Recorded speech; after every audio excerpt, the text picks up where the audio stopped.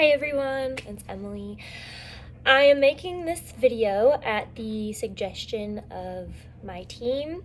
I was not part of the storyteller series, so you guys don't know anything about me or my story. You can't relate to me, and the best way to help people and survivors is to have a story that they can relate to. So I've tried to film this several times and I didn't think it would be this hard. After you've been in therapy for a while and you feel good about your healing process, I think you can talk about it. So if you listen to Julian's story, mine is very similar in the start. I actually went to San Diego as well, a 378, just like Julian. I stayed in those same barracks. That's where I lived. And let me preface the story first with kind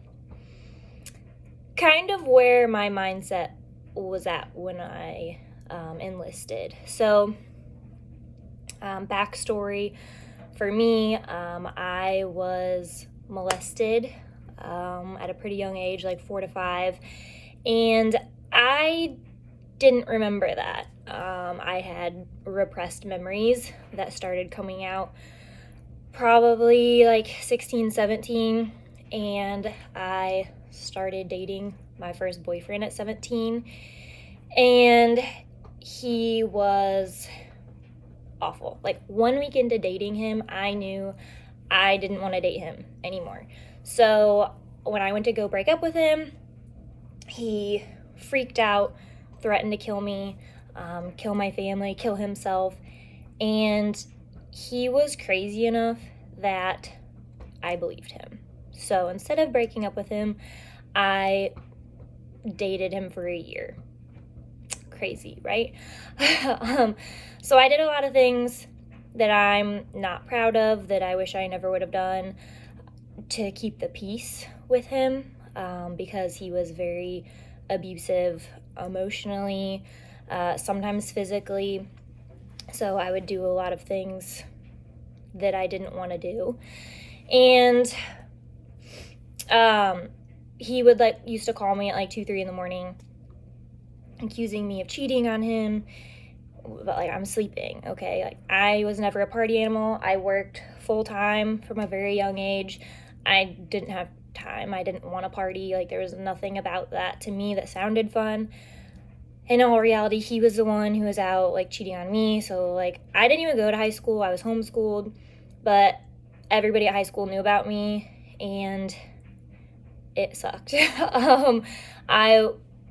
I was part of drama I didn't even know I was part of, and he enlisted in the Marine Corps, so I was able to get away from him at that point. And then he was shortly after discharged for borderline personality disorder, which made a lot of sense to me. So anyway, that's kind of where I was when I enlisted, and I just need to get out of the small town, do something different. I thought that I could get away from all that, but guess what? You can't run from yourself and all your feelings. So my first unit was the 378 out of San Diego. It was not the Chase or Campbell, whichever one Julian was on. It was the Boutwell. But I lived in the barracks, same place, same thing, just 10 years later, and guess what? Culture was still the same. Like what Julian talked about, just the drinking and all the sleeping around, and it still the same. So my very first day on the boat, it was Veterans Day of 2013. I still remember it like it was yesterday. I was getting shown to my sleeping quarters, a birthing room is what they're called, and I get introduced to this girl, and I looked a certain way because I had shaved my head in boot camp, and she asked me what I was into, and I was like, what do you mean? And she's like, oh, are you a lesbian or are you straight? And I was like, I am straight. And she's like, well, how straight? I like men. And she said, we'll see about that. She's like, I'm gonna convince you. Okay. So that's my very first interaction with the Coast Guard outside of boot camp. And then I was treated pretty bad there. There was just like a group of people who'd been there forever. They were really salty. They hated their life, waiting for A school, blah, blah, blah. So they took it out on new people. Yeah, so not treated very well. I think I'd been there like a couple weeks when we went on our first patrol. So Thanksgiving, Christmas, New Year's, all that. Came back in February or March, and I don't know why. I was like, yeah, I'll go out with everybody. But again, like, we drank all the time, right? That was like the culture. And one of my friends was with us that night. We went out. We went to the Shore Club in San Diego because they had these Red Bull vodka slushies that we loved, right? And I remember I got my first drink of the night, and then I don't remember anything. Got my drink, and then the very next thing that I remember is waking up to some random man sexually assaulting me in an apartment. Like, I don't know where I was. And I just remember laying there thinking, like, am I going to die? Like, am I gonna make it out of this situation? Like, I don't know this person. And he's in the process of raping me, you know? So I'm just thinking, like, how do I get out of here, right? And I don't know, like, where he ended up going, but I was like, this is my opportunity. So I didn't know where my clothes were. I didn't know where my phone was, my wallet with my military ID. Like, I had to be able to get back on base. That's where I live. That's where I sleep. And so, like, I'm, like, in this strange place trying to find my stuff. I finally find it, and I'm just holding everything, and I just run out the door, down to the street, call myself an Uber, and I'm just, like, standing there, like, naked, waiting for this Uber driver.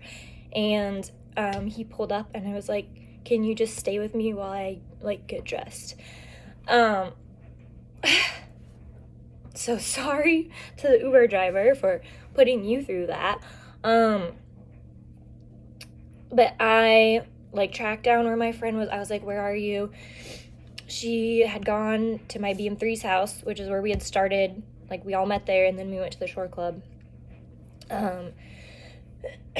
So I got there, and I was like, we're leaving, we're going back. And mind you, I am not okay. Like, not only was I just sexually assaulted, but I'm pretty sure I was drugged, because I've never in my whole life felt that, like, messed up. Like, I know what being drunk feels like, and I've never felt that way. So we're, like, driving back to base, and I honestly, to this day, I don't know how we got back to base okay. I don't know how we got back onto base with the gate guard. Like, clearly I'm not okay.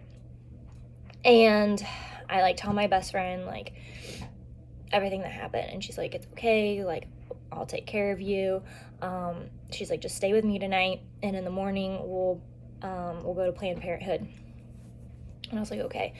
So I stayed with her, and then in the morning she took me to Planned Parenthood, and I got, like, tested and a Plan B and whatnot. And I remember talking, like, should I report this? Like, I don't know anything. And we went out for drinks, and she's like, no one's gonna believe you. Nobody here cares. And I knew that in my head already, because my supervisor never knew my name for, like, the almost 2 years that I was there. He never knew my name. So that told me like everything I needed to know.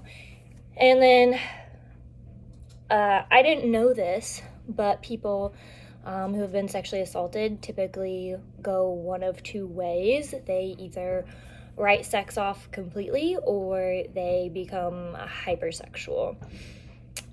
I became the latter. Like, I drank all the time. I hooked up with people all the time. Yeah, it was really bad. And, like, the boat was just really bad in general. Like, everybody that I worked with, like, we would all show up to work drunk regularly. Like, it was a thing. That was just normal. And, when I left, I was, well, backing up, we had SAPR training, and everybody's like, oh, it's this new training, sexual assault prevention response. I think it was just response. It wasn't response and recovery back then. So everybody was like, this is so stupid. Why are we doing this? And it's like, well, because people are being sexually assaulted in the service, and like, maybe that's why we're having training.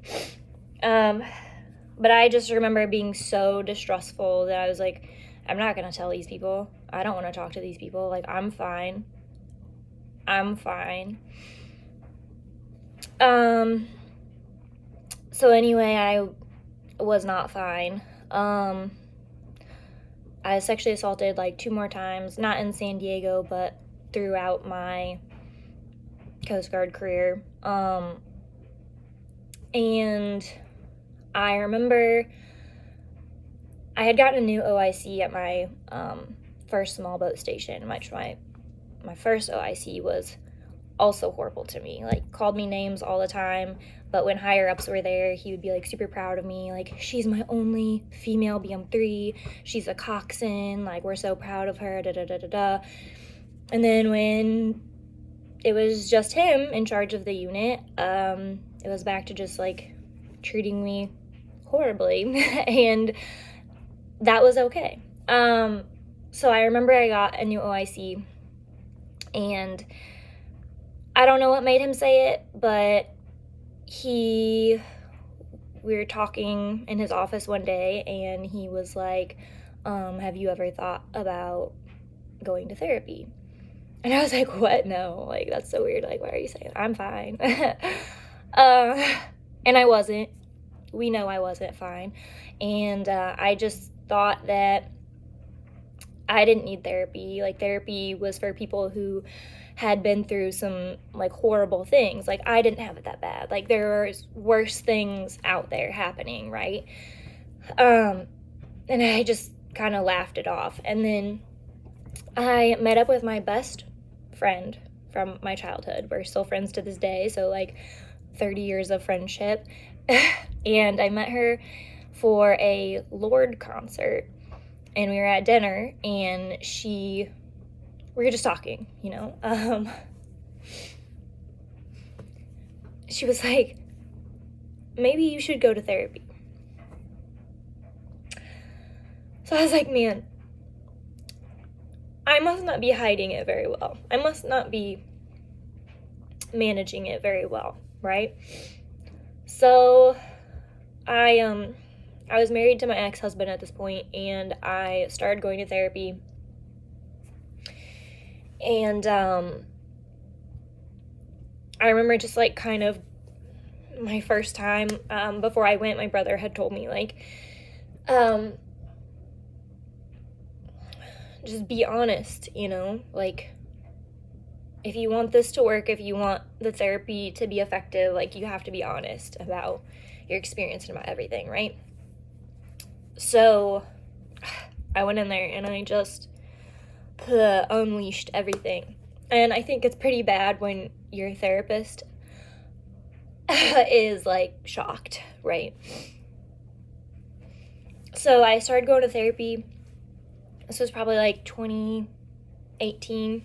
So 4 years after my first sexual assault. And I went every week for, a long time. until I felt like I wasn't having panic attacks anymore. I felt kind of like myself again. And yeah,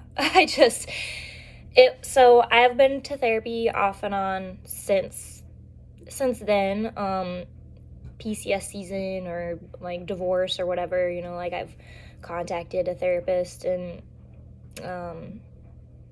yeah, just kind of like talked it out. Sometimes like when you're overwhelmed, you just need to talk to somebody, and it's not a weakness, and it just because what you went through isn't as bad as what someone else has been through doesn't mean that it's any less traumatic or painful.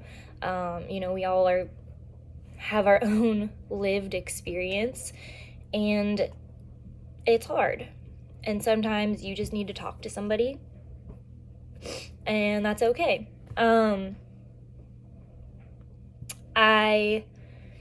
There is still like so much more, but it's already 16 minutes and I don't think I have the capacity to continue delving in to like all of these. I have told my therapist everything, and that's enough for me. But I didn't realize how hard this video was going to be. So thank you for listening, and I hope that we, the four of us here at Safe Waters, are able to help you with your journey in healing or advocacy, or if you just are angry and you want to talk to somebody who knows what it's like and just how angry you can be and ashamed, and